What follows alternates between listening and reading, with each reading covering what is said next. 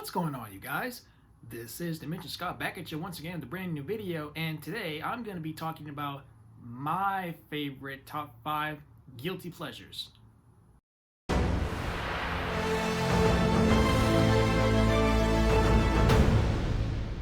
Before we get into today's video, if you guys are brand new to my channel, be sure to like, comment, and subscribe if you like what you see. You can also find me on Facebook and Instagram with the same name as usual, Dimension Scott, where I talk about all things physical media. Okay, so I've been thinking about it for some time now, and I'm pretty sure you all, whoever's watching this video, including me, know that we all got lots and lots of guilty pleasures. There are movies that we understand that are arguably not good, but somehow we find our own ways to find enjoyment out of them.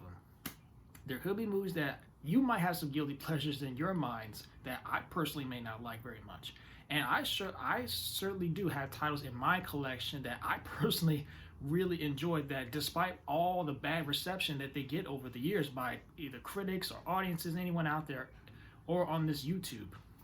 So, with all that in mind, I wanted to give you guys my personal list of guilty pleasures, kind of like movies I love but everybody hates, but this is going to be just titled Guilty Pleasures. So let's not waste any more time, and shall we begin? Starting at the top at number 5 is going to be Superman: The Quest for Peace. Yes, I understand its problems and production problems as well. I understand that they used a lot of same shot sequences with Superman flying, and some sequences in the film did not make much sense. I understand. So basically all I can really say is I totally understand why this movie is so poorly received, and it's such a shame that this turned out to be Christopher Reeve's last and final time playing the Man of Steel before he had an accident. He got paralyzed and everything, and he passed away eventually in 2006. So what's so entertaining about it is still Christopher Reeves. It is a short movie compared to Superman 3 was. Superman still does his thing, has his romance with Lois Lane, and he also has this double date with Lois Lane, either as Clark Kent, as Superman, with this other lady that turned out to be working for Lex Luthor, but was deleted from the movie. And it is really, really dated. It has so many powers. Superman has so many powers, fixing a brick wall, and some of the sequences with Superman battling Nuclear Man is pretty dated.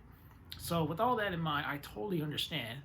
As for me, it is still highly entertaining for a short movie. And I have one friend that really loves this movie whenever you're watching this video. At number 4 is going to be Star Wars: The Rise of Skywalker. So many Star Wars fans crap because maybe they didn't have a setup plan. But as for me, it's visually good. It has decent lightsaber battles. It still has solid performances, especially Daisy Ridley. And I don't mind Darth Sidious Palpatine back in his return in this movie. It is fast paced, and it is highly entertaining, and it has a lot of great moments in it. So with that, I can still enjoy this movie for whatever it is. I am not a sequel trilogy Star Wars hater. Number 3 is going to be Terminator 3: Rise of the Machines. So after the huge success of Terminator 2, a lot of people thought maybe we don't need a sequel to that film. So, but eventually in the 2000s, we got Terminator 3: Rise of the Machines, and most people said they despised this movie and it felt like a paycheck, and people didn't like maybe the TX in this film, which I will get into, and Arnold Schwarzenegger was like talk to the hand. But as for me, it still has solid action. It has good humor. I think the TX is one of the underappreciated villains. She looks like a villain that will really, really brutally kill you. And yeah, I think it still is a really fun continuation from T2. Number 2 is going to be X-Men: Dark Phoenix. Critics hated it. People who read comic books hated it. People thought Sophie Turner couldn't act. Jennifer Lawrence, blah, blah, blah.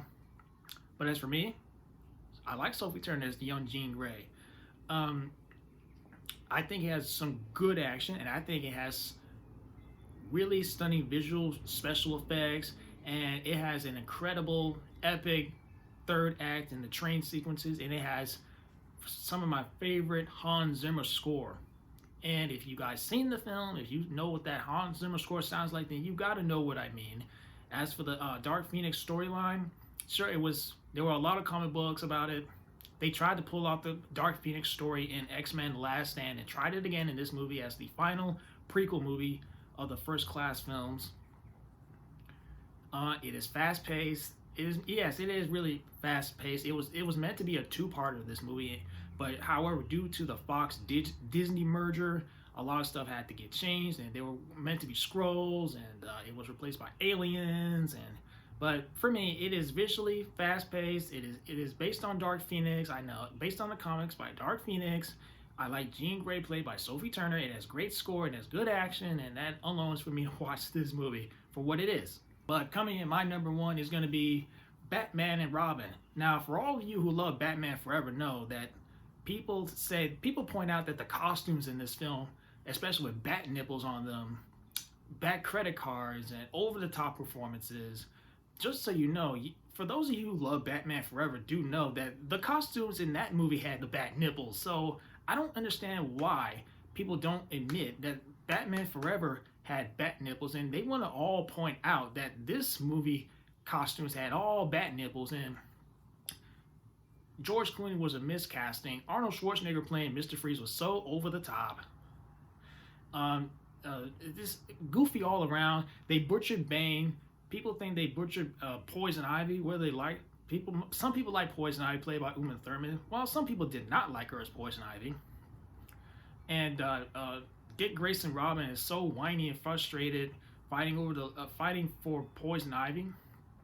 I don't know at the top of my head what everybody said so much about Alicia Silverstone as Batgirl, but what they did was she has no relation to Commissioner Gordon. She's Alfred Pennyworth's niece or something like that. But for me, this is still a childhood classic, and it's fun. I watch it for whatever it is. It has whatever bat nipples, over the top, goofy camp, credit card, bat jokes, and shots of butt and blah blah blah blah blah blah blah blah. I get it. But for me, this is a childhood to me over Batman Forever anytime. So there we have it, guys. What you guys think of my list? What are some of your guilty pleasures? Let me know down below. If you enjoyed this video, be sure to give it a thumbs up, and I will catch you guys later. Peace out.